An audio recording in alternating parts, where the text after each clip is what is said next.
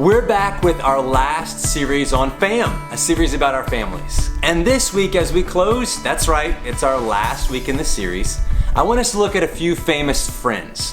When I think of famous friendships, I think of Harry Potter. The crew of Harry, Ron, and Hermione were inseparable. The Guardians of the Galaxy. That movie magically brought together friends who shouldn't be friends but ended up looking more like a family.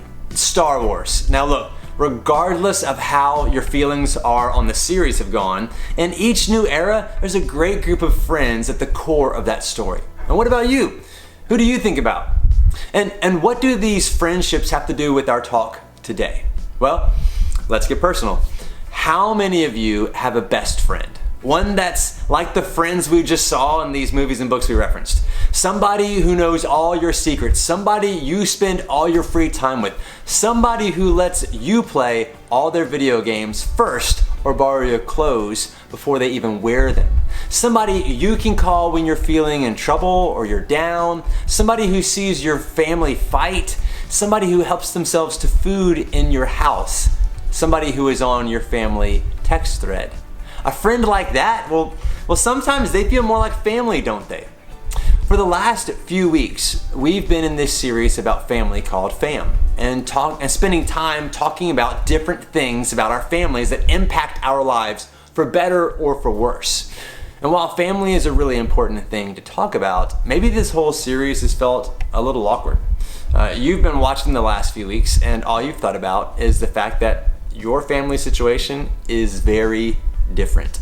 For some of you, this is because you feel like you don't have the kind of family everyone else has. Maybe you only have one parent in your life, or maybe you're adopted, and even though that's awesome, you feel like it makes your family different. For others of you, you're struggling because the family you have isn't the family you want. You wish your mom didn't work all the time and that she spent more time with you. Or you wish your dad would care a little bit more about what's going on in your life. Maybe you wish your older siblings weren't so mean. Or maybe that you actually had siblings to begin with. Or maybe you struggle to talk about family because you don't really have one. Well, you have one, but man, they look different. You live with grandparents or foster parents, or due to your split family, you just feel confused. Well, just pause with me. Guess what? That is a family, so breathe deep, but maybe you're wrestling with that feeling. The truth is, talking about family can be hard because for so many of us, family doesn't look the way we thought it would look. We think other families are so perfect or so much better or have it all together, but for whatever reason, that's not the kind of family that we got, and honestly, that can make us feel completely and totally alone. If you're feeling that way about your family situation right now, let me just stop and encourage you with this. You're not the only one. In fact, that's a feeling a lot of us have about our families. Not just today, but throughout human history. In the Bible, there's a story about two friends who are dealing with complicated family situations that I think can help us here. These two guys were named David and Jonathan, and neither of them had typical home lives. When David was a kid, the prophet Samuel came to his home to anoint the next king. But when he asked David's dad, Jesse, to bring out his sons, his dad didn't even bring David out. Later, David left his family when he was called to work for Saul, the king of Israel. And besides being the king of Israel, Saul was Jonathan's dad. As they lived and worked together, Jonathan and David became close friends. The Bible describes their friendship like this. After David had finished talking with Saul, Jonathan became one in spirit with David, and he loved him as himself. From that day, Saul kept David with him and did not let him return home to his family. And Jonathan made a covenant with David because he loved him as himself. Now, at first, this was no big deal because Saul, Jonathan's dad, loved David. But plot twist, over time, things changed. Saul wanted to be seen as the greatest, most powerful, and most beloved leader in Israel. But David's popularity started to grow. And to make matters worse, God actually appointed David to be the next king, a plan that Saul didn't love. And as a result, Saul actually began to hate David. And I mean really hate him.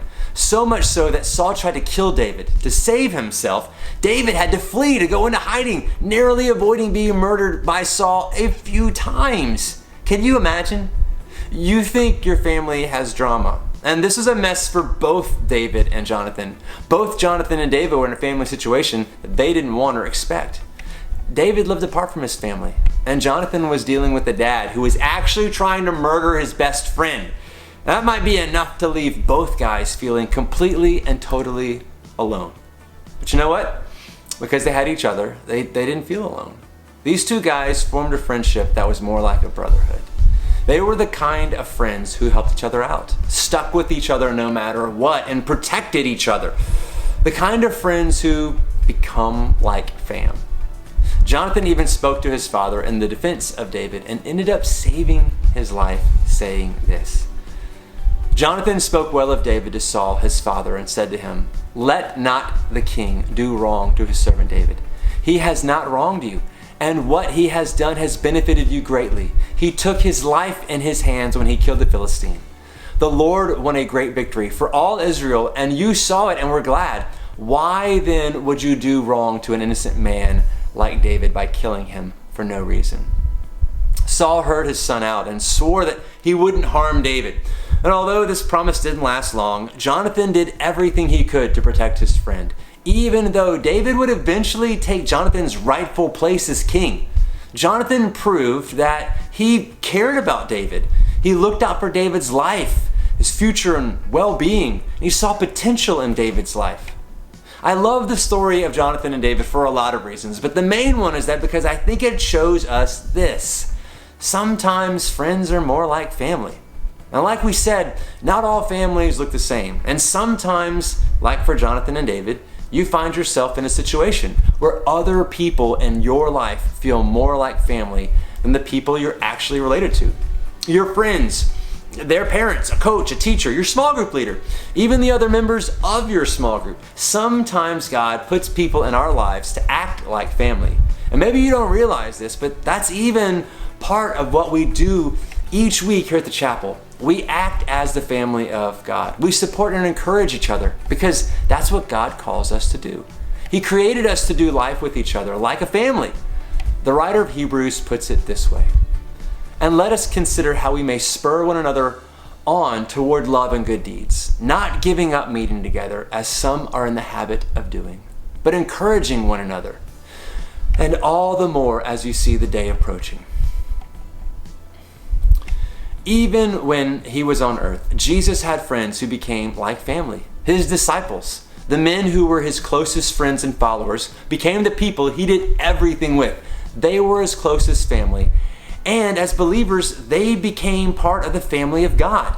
And it's the same thing God offers us. Whether this is the first time you've ever been here or you attend every single week, I want you to know that you have family here. At the Chapel Youth, you have people who will support, love, and encourage you. Maybe your family at home is awesome, or maybe your family doesn't look the way you hoped it would. Maybe you have no family at all. No matter what your situation is, you have this family, the family of God, to walk with you through this life. And maybe you're sitting here thinking, yeah, totally. I know exactly who the people in my life that love and treat me like family. I know who makes up my fam outside my family. And if that's you, that's awesome. I want to encourage you this week to let that person or people know that you appreciate them. Shoot them a text, write them a note, give them a shout out online. Thank them for making you feel like fam, and let them know you want to do the same for them. You want to be their fam too. Or maybe you're sitting here thinking, that all sounds great and I wish I had those people in my life, but honestly, I don't feel like I know who they are or where I'd find them.